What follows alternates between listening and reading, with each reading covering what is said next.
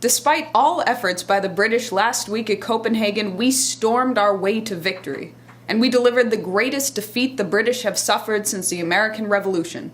Barack Obama, up to now the British Empire's puppet, is on the losing end of a war that Lyndon LaRouche began on April 11th of this year. He now exists as president only to the extent that he cooperates with Lyndon LaRouche. In that sense, there is now light at the end of the tunnel. The LaRouche PAC lobby has an emergency recovery program for the United States. There's no time to waste. To get the United States on the road to recovery, the first step we must take is to declare a state of national emergency. The general breakdown crisis is happening now. We have to start a national recovery program this year, not wait until Obama's term has ended, or even the November elections. So what we will present to you here is the LaRouche PAC program which will put the nation on the road to recovery. First, we're going to cancel Obamacare and shut down the HMOs. By Christmas Eve, the Senate, led by Harry Reid, will attempt to force through Obama's health care reform, which not only denies care, but will cost the lives of Americans. Anyone who goes with Obama's policy will go down. Those congressmen who go along with Obama's program will lose. If you want to deal with the question of health care, you do it right. Before putting through any reform, you must cancel the HMO system, which was designed to reward the insurance companies, provide less care for you, and drive qualified health practitioners out of work. We're going to cancel the HMOs and go back to Franklin Roosevelt's Hill-Burton standard. Hill-Burton established America's first system of public health, where the priority of the national system was the well-being of each individual. Roosevelt said the government's objective is to provide infrastructure, build hospitals, guarantee that the most up-to-date technology was widely accessible, and improve the skill level of the healthcare workers while employing more of them. The administration of this national program was to be organized on a county-by-county basis. So, by 1980, the United States had nearly 5 hospital beds for every 1,000 citizens county by county, and we had the best, most integrated national system of public health in the world under the Hill-Burton standard. Second, we're going to return the United States banking system to the GlassSteagall standard, and we're going to do it the LaRouche way. That means taking the tens of trillions of dollars in fictitious debt, taking the $23 trillion Bush-Obama bailout, and canceling it. Only the legitimate debts of legitimate commercial banking institutions shall be honored. In that sense, we're going to return the United States to our constitutional national banking system, which was established under Alexander Hamilton as the first Treasury Secretary. Under that constitutional system, the U.S. government is the only entity that can utter credit or issue claims on U.S. currency. Anything that resembles a gambling debt like financial derivatives, the speculative claims of hedge funds, or any other fake monetary claims will immediately be discounted as unconstitutional and thrown into the nearest dumpster. Further, under the Hamiltonian system, we will take the presently bankrupt Federal Reserve into receivership to be reorganized into the Third National Bank. The current Federal Reserve System keeps the U.S. government beggaring to a privately controlled central bank. That system of banking was explicitly outlawed under the Constitution as written by Hamilton, because the sovereignty of a nation depends on its ability to control its credit and to control its future.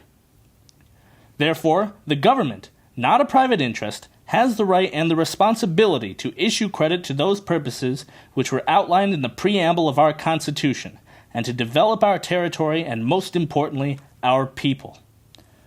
So we are going to return to a Glass-Steagall standard of banking, because we must now clean out the banking system of any unconstitutional claims to lay the basis for that reorganized Third National Bank, which will provide the waves of productive credit to fund our recovery and take back our economy. We've got to start an employment program this year. We have an unemployment crisis in the United States, especially among our youth. During the summer of 2009, only 51% of American youth between the ages of 16 and 25 were employed, the lowest rate of youth employment since the end of the Second World War. Of the total number of employed American youth, a full 93% of them are employed in non-productive service jobs like retail and the hospitality industry. The nation faces an existential crisis, an unskilled, uneducated, uninspired youth generation possessing none of the productive skills or knowledge necessary to take responsibility for the future of the country. Therefore, we will create the most far-reaching jobs program which the nation has ever seen. It's not going to be make work in the way that people usually think of a jobs program today, but a work program where the people who are employed are engaged in productive work, work that they can be proud of. We'll fund a Roosevelt-style CCC to get the nation's millions of unskilled, unemployed young adults between the ages of 18 and 30 working on productive projects, receiving training while on the job, building transportation systems, high-speed rail systems, and other major infrastructure projects. Like Roosevelt did, we will take the demoralized youth living in our cities and suburbs on the verge of drug addiction and crime out of their depressing circumstances and organize them into optimistic, productive, self-disciplined units, working as a team on building projects of national importance while gaining the skills and education which will be required to enter the high-tech specialized skilled labor force. Immediately, we will set about building an upgraded transportation system, national high-speed, electrified and maglev rail. In January 2009, the United States' overall grade for national infrastructure was a D. We will get to work improving our national waterways. Our locks and dams are aging and breaking down. Our power grid is insufficient to meet our nation's demands. We need a power grid based on nuclear power and standardized assembly line construction of fourth-generation high-temperature gas-cooled reactors with the excess heat capacity used to desalinate water and put an end to this nation's water crisis. We have used up large supplies of groundwater. The drawing down of the Ogallala Aquifer in the southwest United States has caused massive land subsidence. We need to replenish it. And the youth trained in this CCC program will be the ones to take the responsibility and the pride in accomplishing these projects. To provide the necessary leadership of these youth, we will need the skilled machinists who were formerly employed in auto and aerospace-related industries. They will be brought into the project to train this new generation of workers in high-technology labor skills. This combination of the unskilled youth who will be trained and the skilled but currently unemployed adult labor force who will be the trainers will cut across the board and mobilize the country as a whole. Responsibility for logistics, discipline, and organization of the program will be given to veterans of our recent foreign wars, including both Iraq wars and the current one in Afghanistan. Projects will be selected in every region of the country, every state, and every city and town which are now literally dying. With this therapeutic process of putting our people back to work, we will heal our nation and heal our people.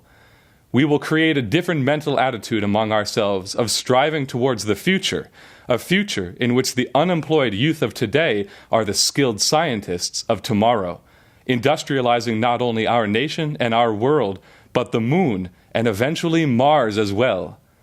In this way, we will get the spirit of a Roosevelt-style recovery program moving and put the United States back on the path towards progress. This is a mission for the United States today. Obama has lost. He and the people who support him are on the losing end, and the American people are going to come out much bolder now. It is time to take decisive action. When we set this recovery in motion, the United States will lead in an alliance with Russia, China, and India to initiate a new era in global politics. We will pick up where Franklin Roosevelt left off, to our standing at the end of World War II, when Roosevelt had intended to establish an international fixed exchange rate credit system, bringing about a new, just world economic system, an alliance among great nations for development and peace. We will return to those principles today. And the United States, Russia, China, and India will need to take the first step in signing the pioneering agreement for a new world credit system for a global economic recovery of this type. If we don't put this package through in the coming weeks, by mid-January, if the leadership of our country continues to do nothing, then the United States will be gripped by social chaos under the worsening economic conditions. And if the United States goes down, the entire world system goes down in a chain reaction collapse. Therefore, it has to be done.